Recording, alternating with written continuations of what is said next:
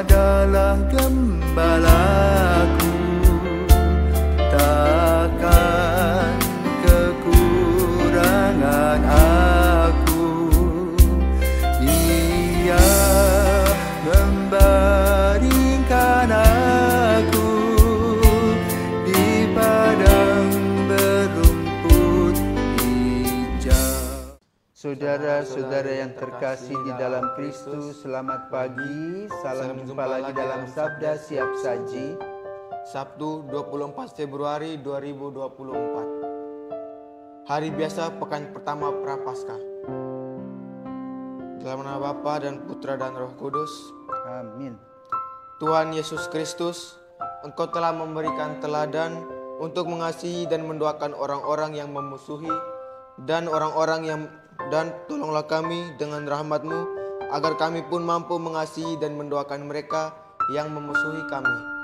Sebab Dialah yang hidup dan berkuasa bersama Dikau dalam persatuan Roh Kudus, Allah sepanjang segala masa. Amin. Tuhan bersamamu dan bersama rohmu. Inilah Injil Yesus Kristus menurut Matius. Dimuliakanlah Tuhan. Dalam khotbah di bukit, Yesus berkata kepada murid-muridnya, "Kamu telah mendengar firman, kasihilah sesamamu manusia dan bencilah musuhmu. Tetapi aku berkata kepadamu, kasihilah musuh-musuhmu dan berdoalah bagi mereka yang menganiaya kamu. Karena dengan demikian kamu menjadi anak-anak Bapamu yang di surga. Sebab ia membuat mataharinya terbit bagi orang yang jahat dan bagi orang yang baik pula. Hujan pun diturunkannya bagi orang yang benar dan juga orang yang tidak benar. Apabila kamu mengasihi orang yang mengasihi kamu, apakah upahmu? Bukankah pemungut cukai juga berbuat demikian? Dan apabila kamu hanya memberi salam kepada saudara-saudaramu saja, apakah lebihnya daripada perbuatan orang lain? Bukankah orang yang tidak mengenal Allah pun berbuat demikian? Karena itu haruslah kamu sempurna, sebagaimana Bapamu yang di surga sempurna adanya." Demikianlah sabda Tuhan. Terpujilah Kristus. Selamat pagi Romo. Selamat pagi. Saya ingin bertanya Romo, mengapa di sini Yesus mengatakan kepada kita dan mengimbau agar kita mengasihi musuh-musuh kita? Selamat pagi para pirsawan. Pertanyaan tidak mudah, ya. Pertanyaan yang selalu bermasalah. Setiap orang mempunyai pandangan. Tidak mudah mencintai musuh. Tetapi kenapa Yesus menekankan hal itu?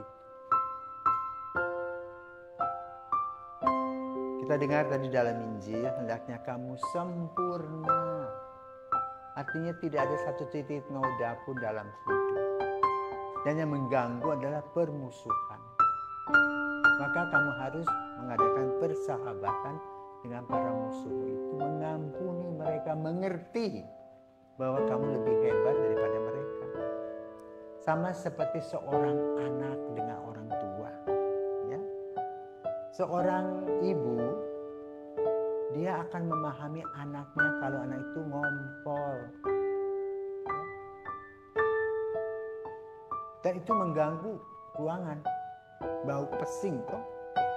Tapi dia mengerti, dia mengganti pampersnya kalau zaman sekarang. Jadi mengganti popoknya. Lalu mengajarkan anaknya untuk belajar buang air. Tepat pada tempatnya. Dia tidak pukul, tidak ikat anak. Kenapa? Mempunyai pemahaman dan pengertian anak ini belum mampu. Maka kita pun juga sebetulnya harus mulai berpikir bahwa kita ini hebat. Diberikan oleh Tuhan, boleh katakan, ya sedikit kesempurnaan. Lebih daripada orang-orang yang lain. Dan kita tidak boleh menjadi budak kegelapan itu. Karena kita adalah anak-anak terang sejak kita dibaptis. Tapi kadang-kadang kita lupa, kita masuk lagi ke dalam anak-anak gelap. Maka kita mengikuti arena dan juara di sana, bermusuhan, bertikai, konflik, saling dendam, cemas, benci itu.